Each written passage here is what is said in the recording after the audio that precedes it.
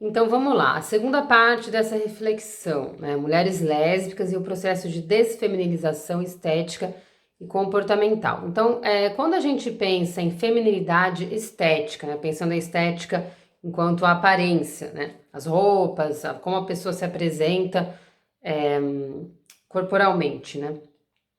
Então, primeiro é importante a gente entender que existem diferentes noções da feminilidade estética pelo mundo, né? Então, a gente pode encontrar qual que é o fio que liga essas noções, mas os vários países, a gente observa diferentes formas, né, onde essa violência da feminilidade ocorre contra as mulheres em relação à estética, né? E também a gente, mesmo dentro de um mesmo país ou de uma mesma cidade, existem essas diferenças culturais também, nas várias culturas que compõem esse mesmo território. Então é muito difícil falar em uma só forma dessa violência estética ocorrer contra as mulheres, né? Então a gente sabe que existem países que colocam, né, naturalizam, estimulam que as mulheres usem roupas curtas, roupas justas, por exemplo. Existem países que essa mesma feminilidade, essa mesma violência patriarcal contra as mulheres estimula que as mulheres cubram completamente os seus corpos, por exemplo, né? Apesar de serem formas estéticas diferentes, elas têm uma mesma estrutura, uma mesma engrenagem, que é a falta de controle total, a falta de decisão total sobre essas vestimentas, essa forma de ação, de agir sobre o mundo e essa forma, essa ideia, essa forma de pensar também. Porque muitas vezes, quando a gente entra nesse debate, se entra muito no terreno da subjetividade sem pensar o todo, né? Pensar se a mulher se sente bem ou não com aquela roupa, ou se ela escolheu, se ela, né, classifica como uma escolha aquela roupa, aquela estética, sem pensar que se sentir bem ou não, ele pode ocorrer mesmo num espaço, num local onde a violência esteja ocorrendo, né? Ou a pessoa pode se perceber como fazendo uma escolha, mas ela não está escolhendo a partir de uma gama de possibilidades, não está num contexto de liberdade que permita que ela escolha essa ou aquela opção, né? Então, é um debate importante sobre liberdade, sobre escolha, pensar esses itens, né, em um contexto mais amplo, né? Então, é isso, assim. Então, quando a gente pensa essas diferenças, né? Então, por exemplo, né? Duas questões importantes também, que é importante a gente observar nesses vários países, a questão da feminilidade, né? Estética e comportamental. Um deles, que a gente pode ver em todos esses locais, independente se a roupa é curta ou se a roupa cobre todo o corpo, né? É que existe uma objetificação sexual das mulheres, né? Uma objetificação, ou seja, que interpreta, né, a gente vê um fato, uma ocorrência nas sociedades onde os homens interpretam com frequência, com recorrência, com intensidade, com constância, interpretam o corpo das mulheres a partir de uma característica sexual, sexualizada o tempo todo, né?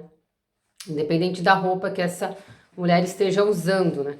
Inclusive, a gente pode ver também nas religiões, né? Textos religiosos, muitos textos nas várias religiões que falam sobre isso, sobre a mulher enquanto fonte do desejo, enquanto fonte do sexo, né? Ou seja, a origem do desejo sexual não estaria no desejo do homem, estaria no próprio objeto, no próprio corpo da mulher. Há uma distorção, né, do que ocorre para justificar o estupro, muitas vezes, justificar o controle do corpo das mulheres pelos homens, né?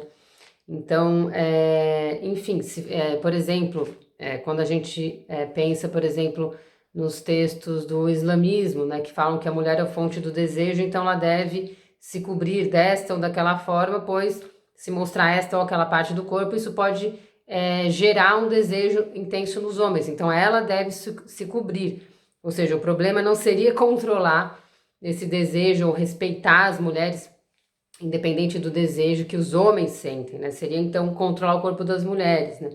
E a gente vê, por exemplo, em países que estimulam muito os corpos nus ou seminus das mulheres, se coloca muitas vezes que é um corpo, então as mulheres elas devem mostrar seu corpo, seria adequado elas mostrarem partes do seu corpo, enquanto para os homens não seria adequado e que isso faria parte da natureza dos dois sexos, né?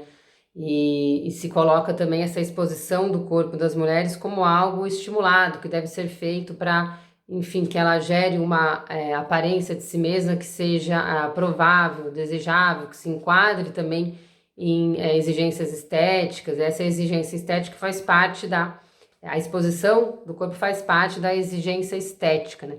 Então, são polos opostos, assim, de dois lados de uma mesma moeda, né?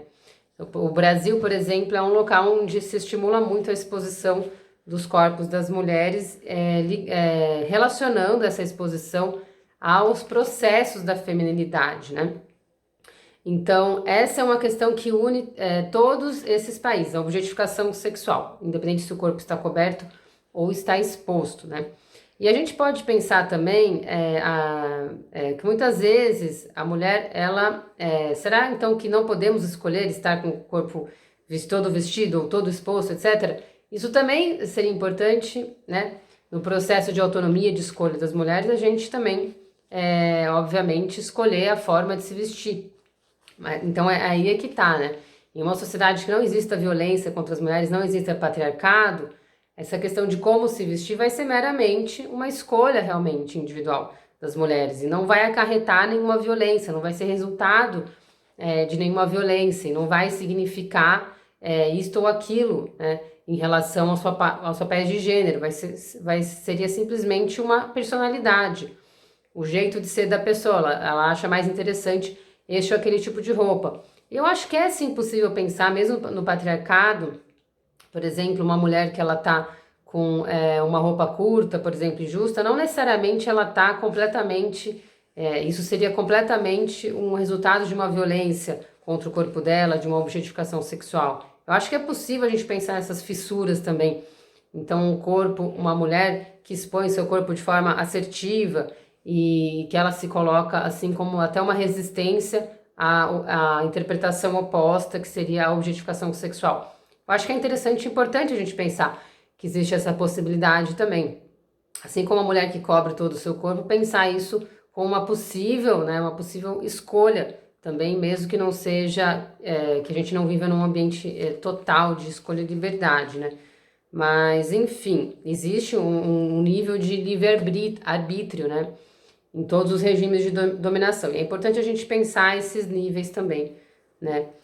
E é isso, sim. E é o outro ponto que é a dificuldade na mobilidade corporal. Isso a gente observa também em vários países, ou enfim, em muitos locais, territórios, que essa é uma outra questão da feminilidade estética, né? Então, independente se a mulher está com o corpo todo coberto ou com o corpo exposto, existe um item que difere da maioria das vestimentas dos homens, que é a dificuldade na mobilidade corporal. Então, se a gente vê uma mulher completamente coberta, por exemplo, muitas vezes com vestes, com tecidos que tampam a sua visão, inclusive total, ou ainda com panos que são muito volumosos e que que dificultam, por exemplo, a mulher correr ou se movimentar por conta do peso, do calor, etc., e do excesso de tecido. Isso dificulta a mobilidade corporal, a mobilidade pelo território, né? E a mobilidade é um fator importante para a liberdade, né? Para a gente se mover livremente, até para poder fugir de situações de perigo, etc., né? Se o corpo estiver ali com dificuldade, que a própria vestimenta dificulta o corpo, realmente é um empecilho grande para a liberdade dos corpos, né? E a gente vê, por exemplo, muitas vezes, mesmo com roupas curtas, às vezes também tem uma dificuldade na mobilidade corporal, por exemplo, em roupas muito justas, né? Seja qual peça da roupa for, mas a roupa muito justa vai dificultar também a mulher correr ou respirar plenamente, né? Então, a roupa pode ser curta, pode ser longa, mas tem esse mesmo aspecto da dificuldade da mobilidade corporal, né? E, bom, se a gente... e tem a questão dos sapatos, né? Que é uma questão que eu vou falar especificamente também, importante aqui no Brasil, né?